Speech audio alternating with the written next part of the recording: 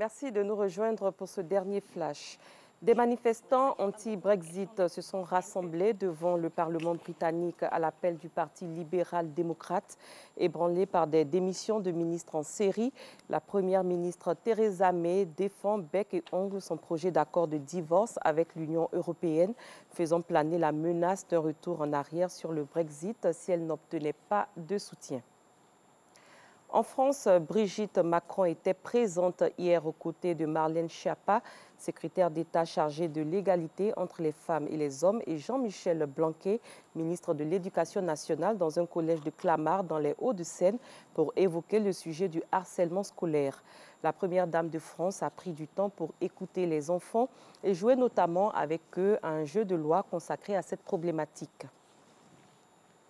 Nous restons en France plus de 7 ans après le début de l'affaire ayant traîné sa démission du gouvernement.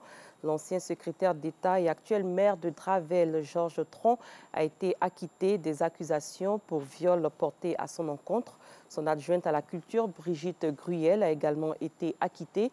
Une victoire de la justice pour l'avocat Éric Dupond-Moretti, alors que l'une des plaignantes, Eva Loubrieux, espère que le parquet interjettera appel. Nous les écoutons.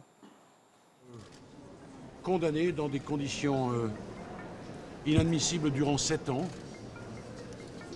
privé de la possibilité de poursuivre sa carrière, moqué, et nous espérons que c'est une page qui se tourne pour lui.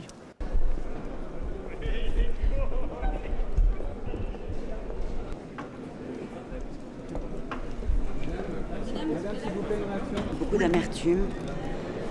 Par contre, je tiens à dire que le combat que je mène depuis des années, je ne lâcherai pas rien, ni hier, ni aujourd'hui, ni demain.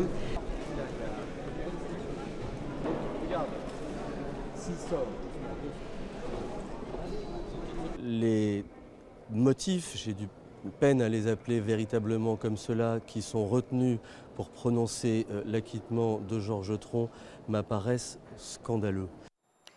Franck Ribéry, l'attaquant du Bayern Munich, s'est excusé mercredi auprès du consultant de beIN Sport Patrick Guillou pour l'avoir insulté et agressé physiquement samedi après un match de Bundesliga. On écoute Franck Ribéry.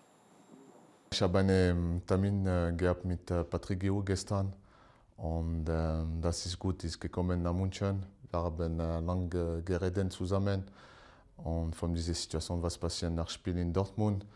Natürlich war für mich falsch, was ich habe gemacht und ich weiß, immer schwierig nach Spiel, ich war sehr emotional und ich habe auch gesagt zu Patrick gestern, Entschuldigung für immer, für seine Familie und ich hoffe jetzt alle die Sachen vorbei und war wichtig für mich und für immer gestern diese Besprechung.